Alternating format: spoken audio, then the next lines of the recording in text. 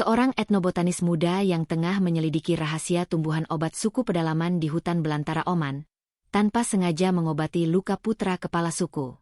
Di balik rimbunnya hutan yang dipenuhi aroma kemenyan dan gaharu, serta gemercik air wadi, sebuah ikatan terlarang terjalin, mengobarkan gairah yang mampu membakar seluruh aturan adat yang telah berabad-abad dijaga. Akankah pengetahuan ilmiahnya dan keberanian hatinya mampu menyatukan dua dunia yang terpisah, atau justru menjadi petaka yang mengubur mereka dalam-dalam amukan alam dan kemurkaan leluhur? Angin panas yang kering menyapa wajahku saat melangkah keluar dari jeep tua yang telah membawaku berkelana selama 3 hari. Di hadapanku, membentang hijau zamrud hutan Jebel Ahdar yang legendaris, sebuah permata di tengah gersangnya semenanjung Arab.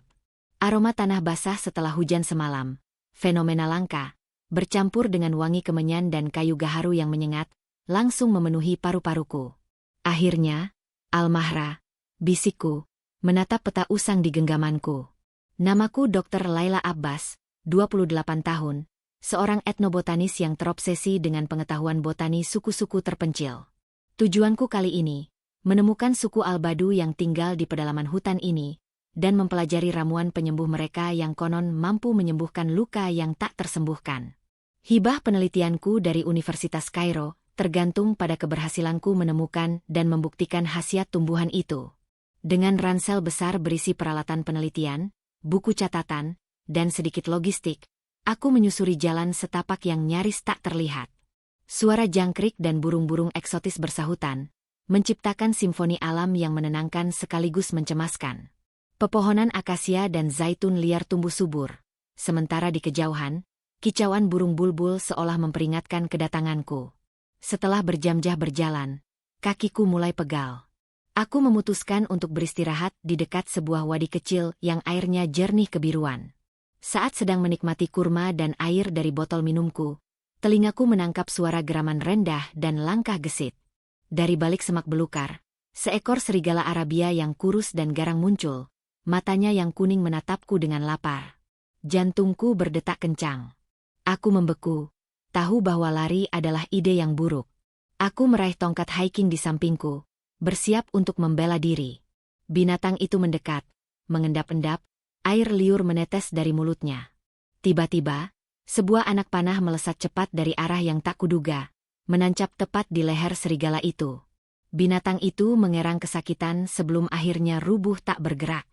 Napas yang kutahan baru kukeluarkan. Dari balik pepohonan, seorang laki-laki muncul. Dia tinggi tegap, dengan otot-otot yang terpahat jelas di bawah kulit coklatnya yang terbakar matahari. Wajahnya tampan dengan garis rahang yang kuat, hidung mancung, dan mata hitam yang dalam bak sumur di tengah padang pasir. Rambutnya hitam ikal sebahu, diikat sederhana di belakang.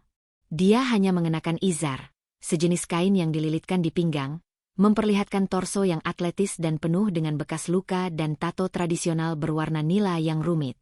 Di tangannya, ada sebuah busur panah tradisional yang sederhana namun terlihat mematikan. Dia mendekatiku, matanya menyelidik, tajam seperti elang. "Kau bukan dari sini," ujarnya. Bahasanya adalah dialek Arab yang kental, hampir tak bisa ku mengerti. Suaranya dalam, bergema seperti gemuruh halilintar di pegunungan. Saya peneliti," jawabku, berusaha tenang sambil menunjukkan kartu identitasku yang jelas tak berarti baginya. "Dari Kairo. Saya mencari suku Al-Badu." Matanya sedikit menyipit. "Kau wanita sendirian. Hutan ini bukan tempat untukmu." "Saya punya izin," bantahku lemah, menyadari betapa tidak berdayanya aku di hadapannya. Dia adalah penjelmaan dari hutan ini, liar, berbahaya, dan memesona. Tanpa banyak bicara, dia membalikan tubuh serigala itu, mencabut anak panahnya, dan membersihkannya di daun. Lalu, dia menunjuk ke arah jalur yang kutempuh tadi. "Jalan itu salah. Kau akan tersesat dan mati. Ikut aku." Keputusan itu berisiko. Tapi naluriku berkata dia bisa dipercaya. Atau mungkin, aku tak punya pilihan lain. Dengan hati berdebar, aku mengikutinya. Dia membawaku menyusuri jalur rahasia yang tak akan pernah kudapatkan di peta. Namanya adalah Zaid bin Al-Muntasir, dan seperti yang kuduga, dia adalah putra dari Sheikh Al-Muntasir, kepala suku Albadu yang kucari-cari. Apa yang kau cari dari kami, wanita dari kota? Tanyanya suatu sore, saat kami beristirahat di bawah pohon sidr yang rindang. Pengetahuan, jawabku, membuka buku catatanku yang penuh dengan sketsa tanaman. Tumbuhan penyembuh kalian. Dunia luar telah melupakan banyak hal. Saya ingin mempelajarinya, mendokumentasikannya, sebelum semuanya punah. Dia mendekat, matanya menatap sketsa-sketsaku dengan rasa ingin tahu yang tak tersembunyikan. Aroma pria itu, campuran keringat, tanah, dan minyak atsiri, memenuhi ruang antara kami, membuat kepalaku sedikit pusing. Kau menggambar dengan baik, pujinya, jarinya yang kasar nyaris menyentuh kertas. Tapi gambar takkan pernah bisa menangkap jiwa tanaman. Kau harus merasakannya, menghormatinya. Saat jarinya hampir menyentuh buku catatanku, aku melihat sebuah luka dalam dan belum sembuh sempurna di lengannya, tampak terinfeksi. Lukamu, kataku khawatir. Itu terinfeksi. Biar saya lihat. Dia awalnya enggan, tapi akhirnya mengulurkan lengannya. Aku segera membuka ranselku, mengambil kotak P3K dan beberapa sampel salep yang kubuat dari ekstrak lidah buaya dan thyme yang kukumpulkan sebelumnya di perjalanan. Ini akan membantu, ujarku sambil membersihkan lukanya dengan antiseptik. Dia mengerang sedikit, tapi matanya tak lepas dariku. Saat kuoleskan salep, jari-jariku tak sengaja menyentuh kulitnya yang hangat. Sebuah kejutan listrik singkat mengalir di lenganku. Dari tatapannya yang dalam, aku tahu dia merasakan hal yang sama. Kau tahu cara mengobati, ucapnya, terkesan. Saya dokter tanaman, tapi dasar-dasar pengobatan manusia juga saya pelajari.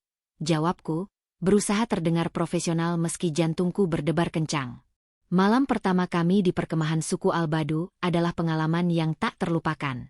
Rumah-rumah dari anyaman daun palem dan tenda-tenda bulu, unta berjejer di sekitar api unggun besar. Wanita-wanita dengan pakaian berwarna-warni dan perak menghiasi diri mereka sambil menyiapkan makanan. Lelaki-lelaki dengan tatapan tajam duduk berkeliling, membicarakan perburuan dan kondisi hutan.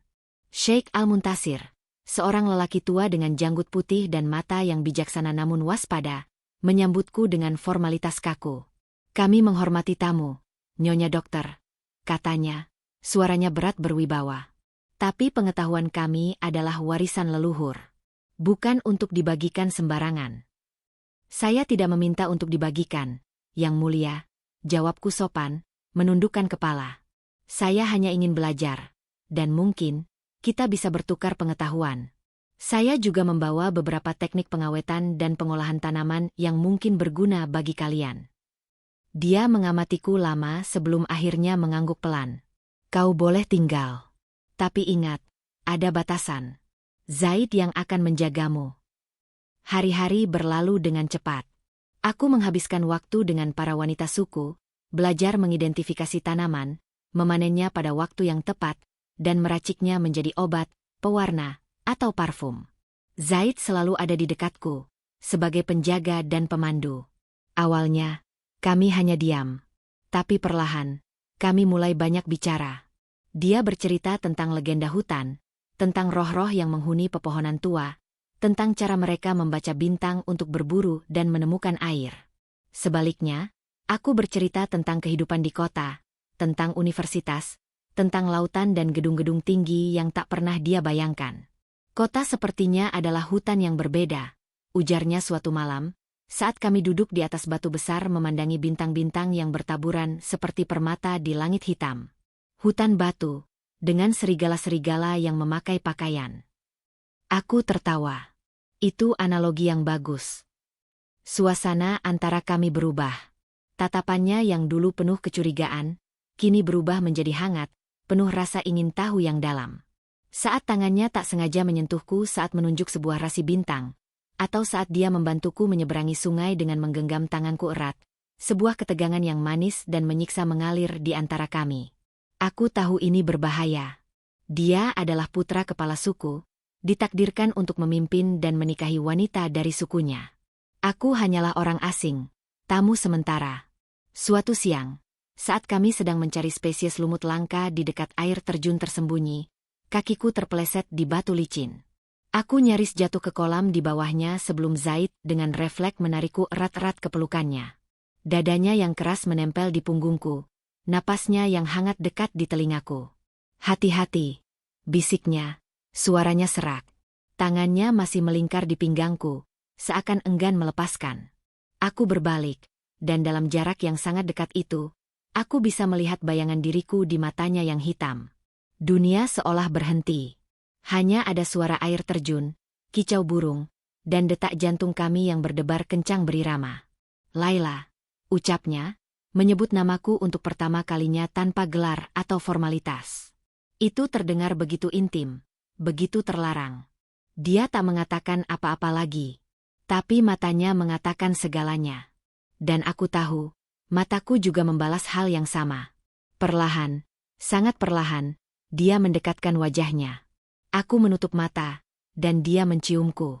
Bukan ciuman yang kasar atau bergejolak, tapi sebuah ciuman yang penuh pertanyaan, penuh kerinduan, dan sebuah pengakuan diam-diam dari dua jiwa yang berasal dari dunia berbeda.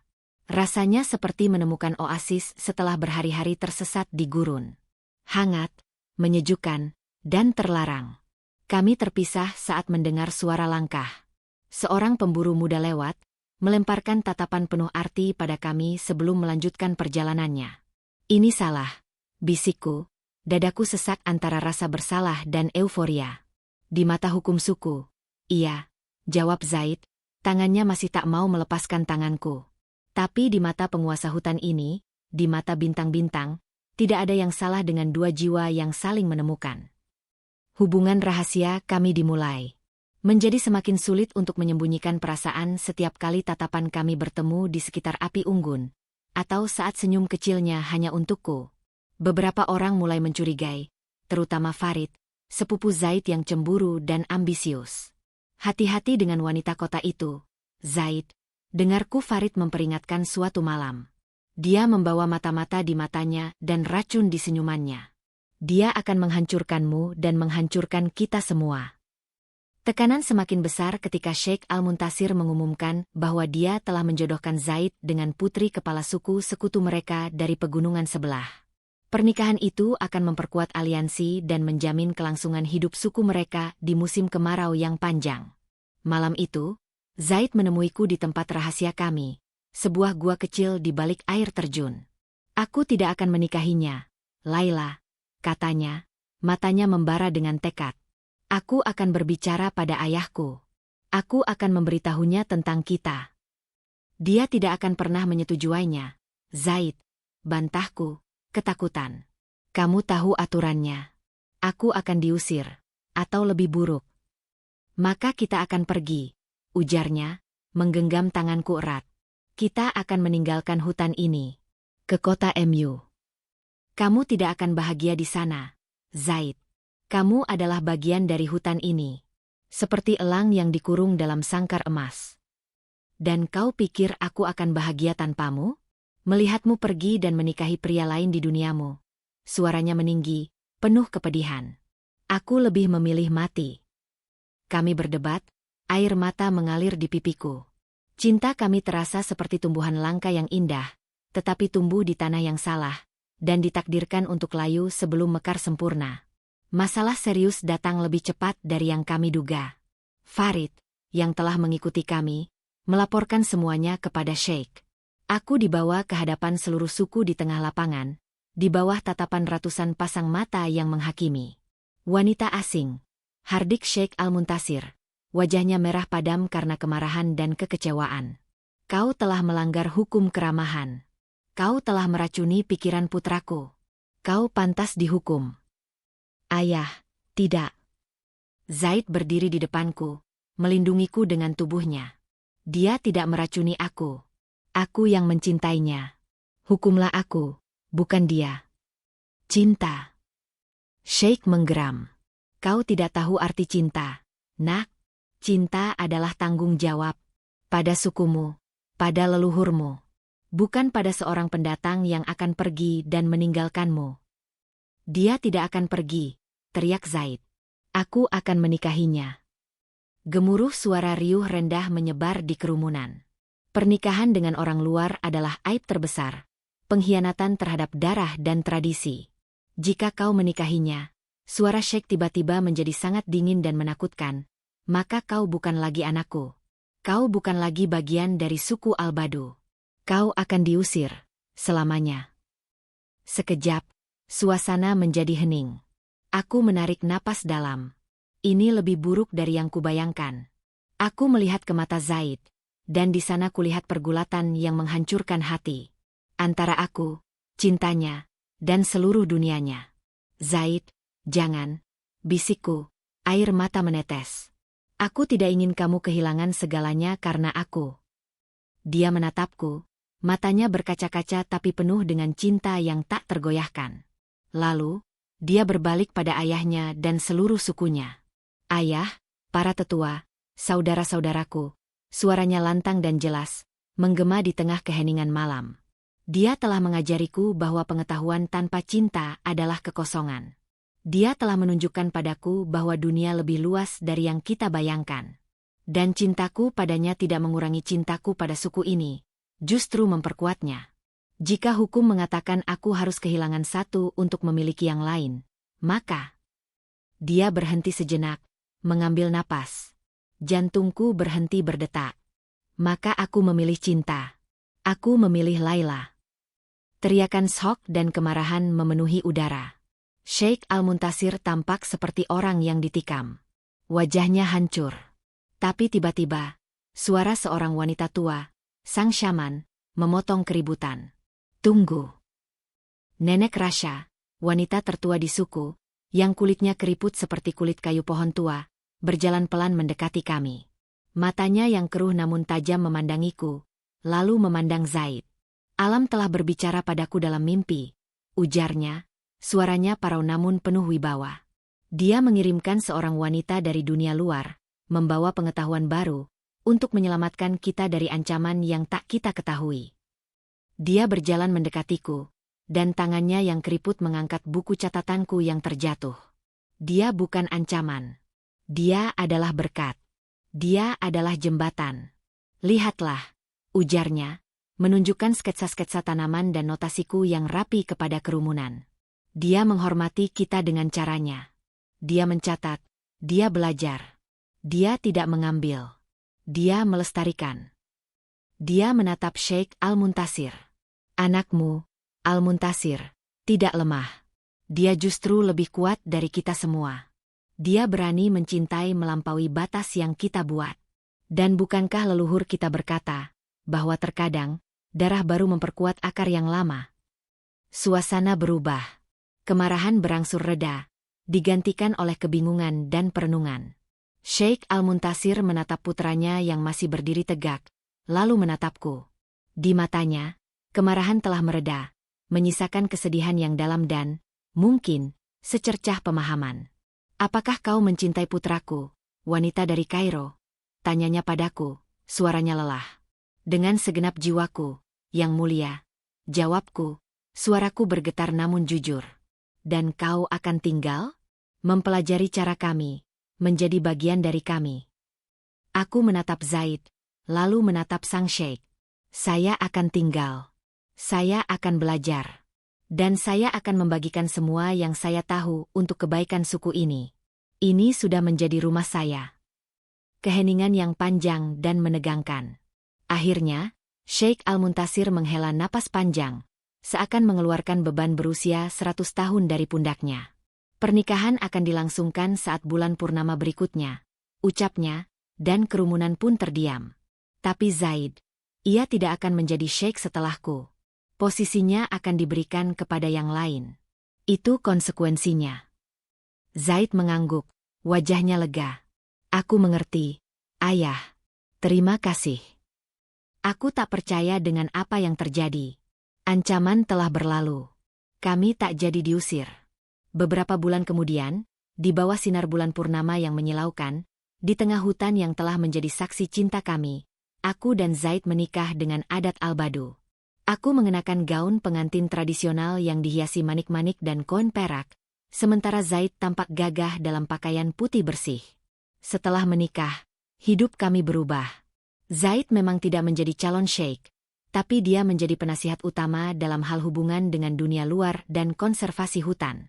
Dengan pengetahuan botaniku dan pemahaman mendalam Zaid tentang hutan, kami menciptakan sistem budidaya tanaman obat yang berkelanjutan, tidak hanya untuk suku, tetapi juga untuk dijual ke pasar luar, membawa kemakmuran baru bagi suku Albado. Aku, yang dulunya hanya peneliti tamu, kini berdiri di sisi pria yang kucintai, sebagai bagian dari suku, sebagai istrinya. Api unggun menyala, musik tradisional dimainkan, dan wanita-wanita suku melantunkan lagu-lagu kegembiraan. Zaid memegang tanganku erat, matanya berbinar di bawah cahaya bulan. Kau lihat, bisiknya hanya untukku. Kita tidak memilih antara dua dunia. Kita menciptakan dunia kita sendiri. Aku tersenyum, menatap hutan yang kini telah menjadi rumahku. Cinta kami, yang awalnya seperti benih terlarang yang ditaburkan di tanah yang salah, ternyata justru tumbuh subur, menjalar kuat seperti akar pohon beringin, memperkuat fondasi dua dunia yang berbeda, dan mekar lebih indah dari bunga langka manapun di hutan ini. Kami adalah bukti bahwa cinta, meski terlarang, bisa menjadi jembatan yang menyatukan, bukan tembok yang memisahkan.